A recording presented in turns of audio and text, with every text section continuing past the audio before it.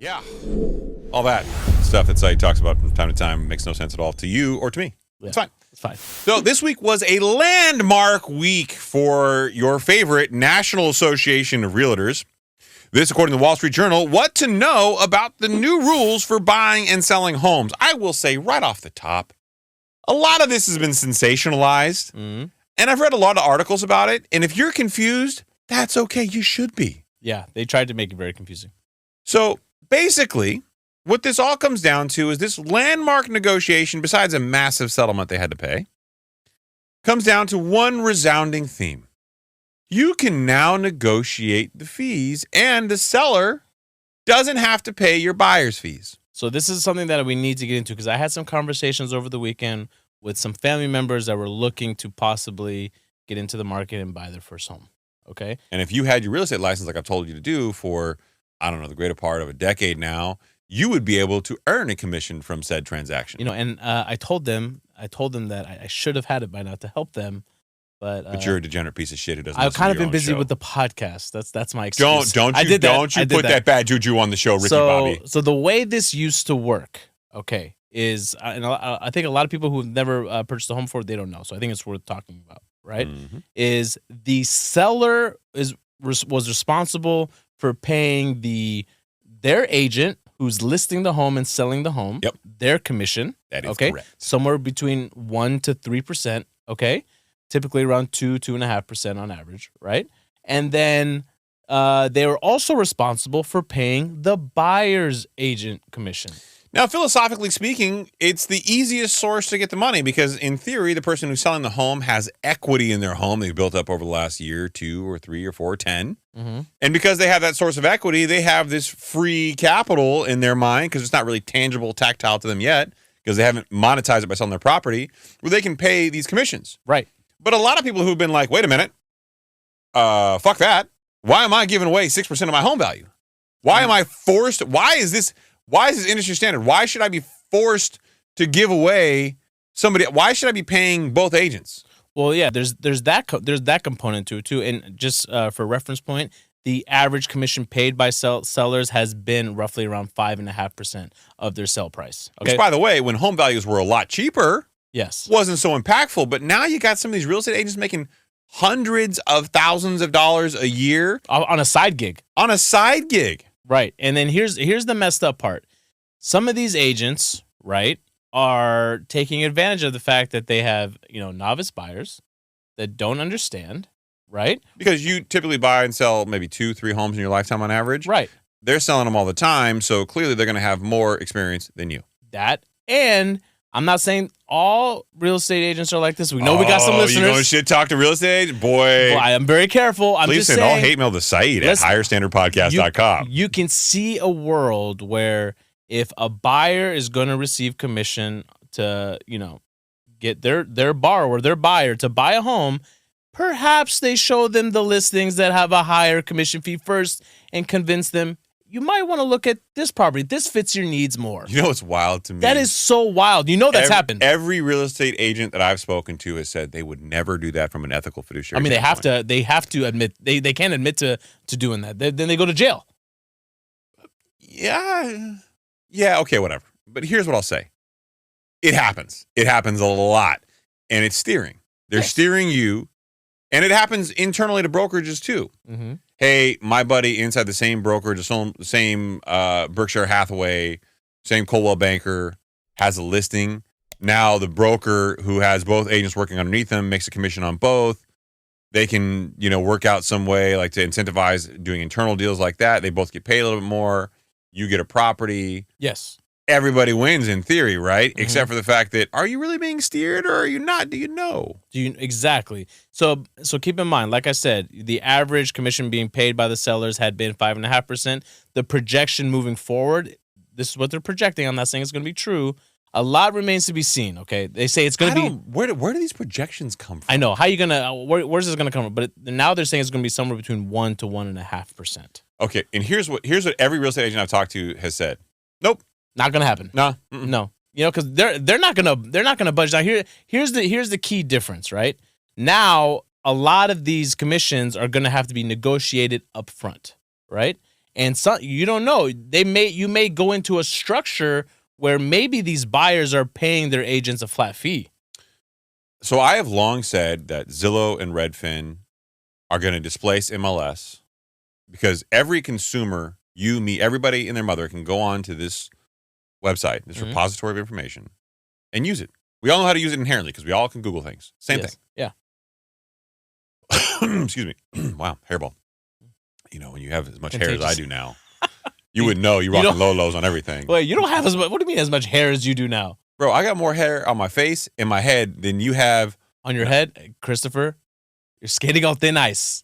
Be careful. That's hurtful, Be bro. careful. That's hurtful. By thin ice, I think you know what I mean. Stop it. Okay, you're just racist.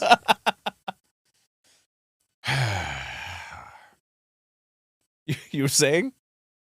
I'm still matriculating. Oh, I'm trying to manage my emotions. Try to bring it back. Got it.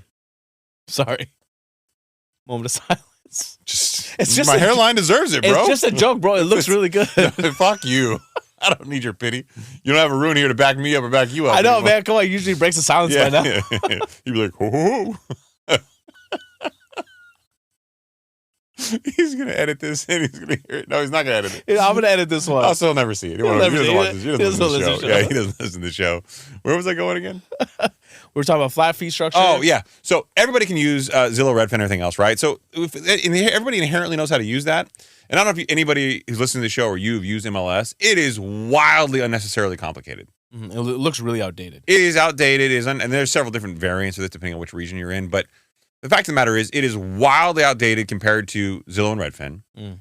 It is way over necessarily complex.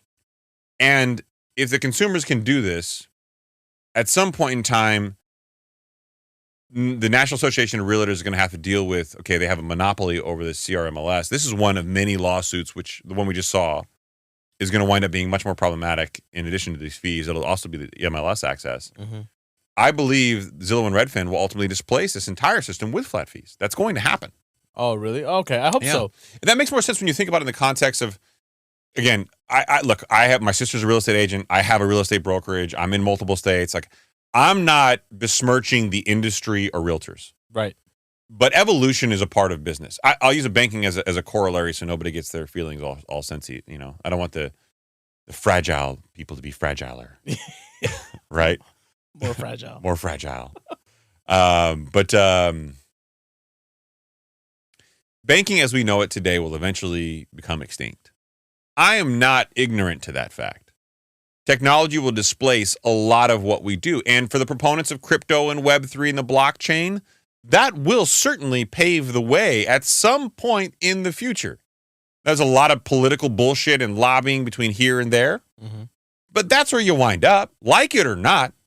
Traditional bankers are like, oh my God, blasphemy. Okay, whatever. That's just reality. Matter of time. In real estate, no different. It's just a matter of time. Does it really make sense? Really? That if I have a home worth $1 million, and let's just say I pay 2% and 2%, okay, why am I giving you each 20 grand? Right. For what? What am I doing this for? I mean, honestly, at this day and age, yes, you have some subject matter expertise. Yes, I should pay for that. And you could be the world's greatest real estate agent. And guess what? I am happy to give you 10 grand flat fee. Right. Buy, sell my house, 2 million, 1 million, whatever, it doesn't matter. Your services are the same. Right. Now, a realtor would say, my clients make a lot of money because I help protect them from bad decisions and risk and blah, blah, blah, blah, blah, blah, blah, blah, blah, and so on and so forth. Yeah, providing themselves more value. Contingent attorneys get paid on a contingency fee the same way. I like Law, another, right? If you get an award, we get 35%, but we carry all the costs going forward. Yes, I worked for a law firm that did that, right? They would take on cases. They only take on cases that they thought they could actually win, and they would see it all the way through. They would cover the whole cost, and if we were awarded any money, they would take 33%. So what if you're a real estate agent and you say the way you cross this bridge moving forward is to say, hey, look, I think I can get you this value, right? If I get below that value, you pay me a flat fee. If I get above that value, I get my flat fee plus a percentage. Kind of like what we talked about the 220 fee structure earlier. Boom, bring it right back home. Bang, gang, That's what seasoned professionals do. This ain't no rookie amateur podcast. Yeah, what did you think this was? I mean, I've seen some podcasts that have blown up that are two dudes sitting in the kitchen. We were talking about this. And listen, if you wonder if Saied and I are petty enough to talk shit on everybody we see, absolutely we are. Yeah, I'm not above that shit. I'm talking all the shits. Yeah, all of it. All of them. On every single one of them. Okay. I'm not afraid. You know what? And exactly. I don't want to be the guy who talks all the shits, but we didn't actually touch on the Wall Street Journal article. I should probably get into take some quotes. Yeah, get into some quotes. But so the thought process here is right now sellers are paying anywhere up to 6% of the listing price. Okay, so what they're actually thinking is by agreeing to pay this lump sum, right? You know, and having to renegotiate some of these commissions up front, and the seller's no longer being responsible for the buyer's agent's commissions, that the listing prices will come down because sellers are, you know, inflating their listing price to account for those commissions. And first of all, there's another question that's also been posed recently. A journalist hit me up and was like, "You want to comment on this?" And I'm like, "Sure, what is it?" Will banks be willing to finance the buyer on the commission for their real estate agent? Absolutely fucking not. Yes. No. Which what does that mean? So for first-time home buyers, you're now screwed even more. Some of your down payment is now going to have to be paid up front to your agent, only eating into your down payment. Yeah, not so good. Not so good, making the unaffordability crisis even worse. I'm going to read the quote from the article, but you want my honest opinion on this? I'll give you the conclusion. The spoiler alert: nothing's really going to change anytime soon. Yeah, exactly. And why is that? Because there's not enough inventory on the market, right, to really see the change. It's going to take some time for this to all kind of fizzle out and see what the new default setting is going to be like. Look at you, very colorfully described. Under the current rules, buyers typically don't pay their own agents out of pocket. As Saied mentioned, going forward under the new system, buyers might have to foot the bill if they want an agent to represent them. Starting in the summer, which is notoriously the busiest time in the industry, the new rules will require most home buyers to sign agreements detailing how much their agents will be paid for their services.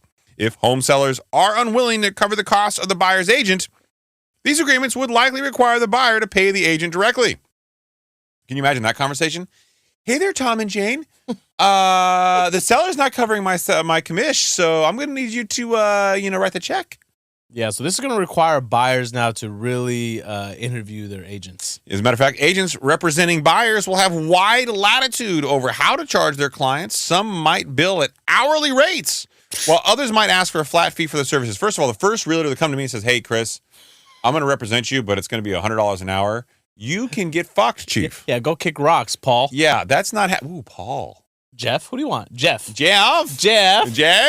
Yeah. Avid commenter, by the way. Shout out to Jeff. We make fun of you because we love you. Yeah, you're part of the show. Yeah, you're part of the team. You're basically ruined. You want his job. Immortalized. Yeah, you don't have to do much. You don't have to show up. We should get hashtag Jeff right here.